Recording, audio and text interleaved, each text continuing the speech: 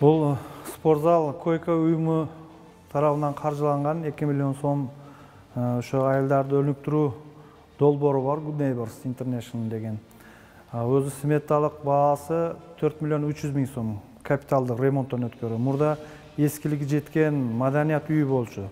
Анан 2 миллион ошо койка уюмунан, анан 300 миң сом айыл өкмөттүн эсебинен 2 миллион сом ошо айыл тургундарынын, демөөрчүлөрдүн эсебинен 4 миллион 300 миң сомго капиталдык ремонттон өттү.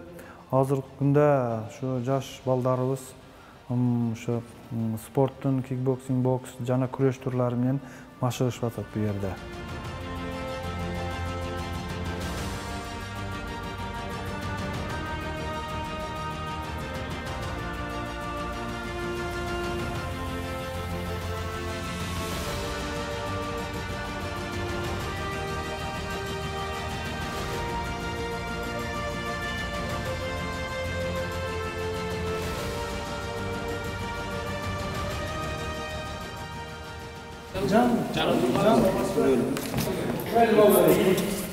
Болтыра чемпион болуға чемпиондар.